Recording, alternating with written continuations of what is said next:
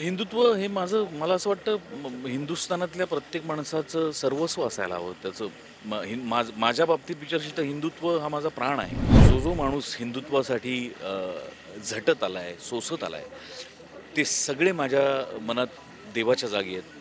नमस्कार, मी रसिका शिंदे. महा-एम-टी-बीमध्ये तुमचं स्वागत. गेले अनेक दिवस ज्या चित्रपटाची चर्चा होती आणि प्रतीक्षा होती, असा धर्मवीर 2 हा चित्रपट लवकरच भेटीला येणार आहे आणि चित्रपटाचा मुहूर्त सोहळा नुकताच पार पडला आणि आपल्यासोबत आहे अभिनेता प्रसाद ओक. दादा, तुझं मुंबई तरुण भारतमध्ये स्वागत. एकाच वेळी अभिनेता म्हणून, दिग्दर्शक म्हणून वेगवेगळ्या पैलूंमध्ये तू उलगडतोयस, तू नव्याने उलगडतोयस, तुलाही आणि आम्हालाही.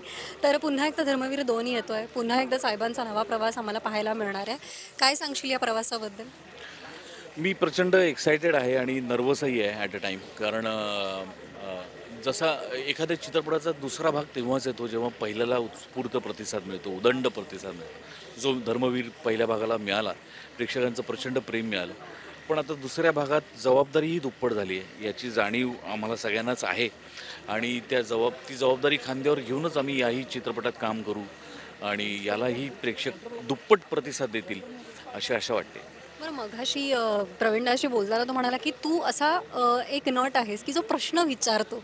तर दिग्दर्शकही तू आहेस, पण अभिनेताही आहेस. पण ज्यावेळेस दिग्दर्शकाच्या भूमिकेतून बाहेर येत, पुन्हा अभिनेता व्हायचं असतं आणि पुन्हा त्या भूमिकेत जायचं, किती कठीण असतं हे? कसं स्विच कसा होतो? नाही कठीण.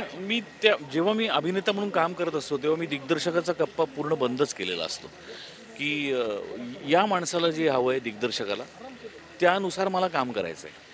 मग ते काम करत असताना मला जे प्रश्न पडतात, की हा असं असं का बोलेल, असं बोलला तर चालेल का? जर तो हो म्हणाला तर मी तसं बोलतो, तो म्हणाला नाही हा असंच बोलेल, तर तो दिग्दर्शक आहे, तो कॅप्टन आहे तो. पण मला प्रश्न पडलेला मी मनात ठेवत नाही. मी विचारतो की असं नाही बोलला तर नाही का चालणार, याच्याऐवजी मी असं बोलू का? किंवा ही मुवमेंट मला नाही वाटते घ्याविषयी, त्याऐवजी मी बसून राहिलो तर चालेल का? दिग्दर्शकाला पटलं तर तो हो म्हणतो, नाही पटलं तर मी त्याला वाटेल तसं काम करतो.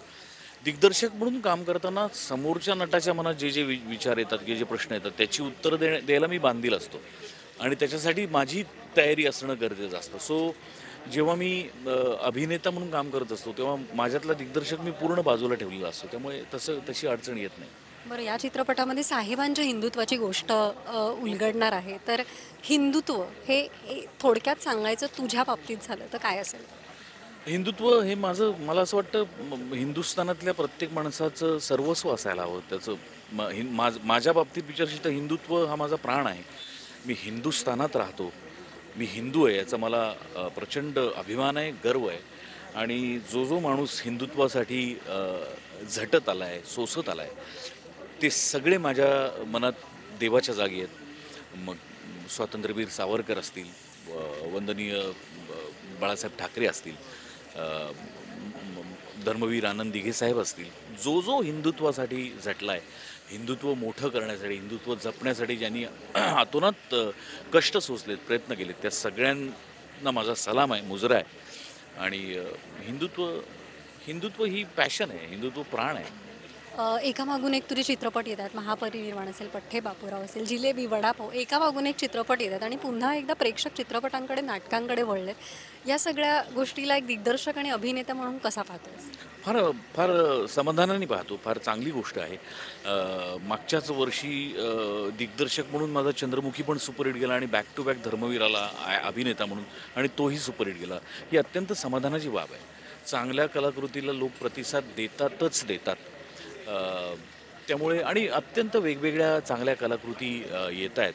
आज आत्म पॅम्फलेटसारखी फिल्म असेल किंवा नाळसारखी फिल्म असेल किंवा दिग्पालच्या दिग्पालचे सगळे चित्रपट किंवा प्रवीणचे सगळे चित्रपट, आमचा रवी करतो ते सगळे चित्रपट, प्रियदर्शन करतो ते सगळे चित्रपट, अ, हे अत्यंत विविध विषयावरचे, विविध चवीचे चित्रपट मराठी दिग्दर्शक, मराठी निर्माते आणायचा प्रयत्न करतायत. निपुण धर्माधिकारी हो. खूप उत्तम काम करतोय.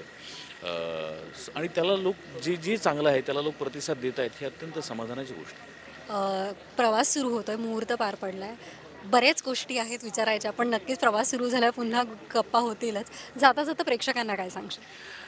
धर्मवीरच्या पहिल्या भागाला तुम्ही जेवढा प्रतिसाद दिलात त्याच्यापेक्षा दुपटीने धर्मवीर 2 भाग 2ला तुम्ही प्रतिसाद द्याल अशी आशा वाटते. आम्हीही तो दुप्पट जबाबदारीने, दुप्पट प्रेमाने हा चित्रपट बनवणार आहोत आणि दिघे साहेबांवरचं तुमचं प्रेम आम्हाला सगळ्यांना माहिती आहे आणि त्याच प्रेमामुळे भाग 2च्या यशाची वाटचाल ही सुखरूप होईल अशी मला आशा वाटते. तर मला एक आताच प्रश्न सुचला की नाटक आणि नाटक हे प्रत्येक कलाकाराच्या जीवनातला एक अविभाज्य भाग असतो. रंगभूमीवर पुन्हा येणार आहेस किंवा काही त्याबद्दल काही विचार केला? येणार आहे. विचार चालू आहे, पण अजून ठोस असं काही झालं नाही. त्यामुळे वेळ आली की सांगेन नक्की. नक्कीच पुढच्या वाटचालीसाठी खूप खूप शुभेच्छा. धन्यवाद.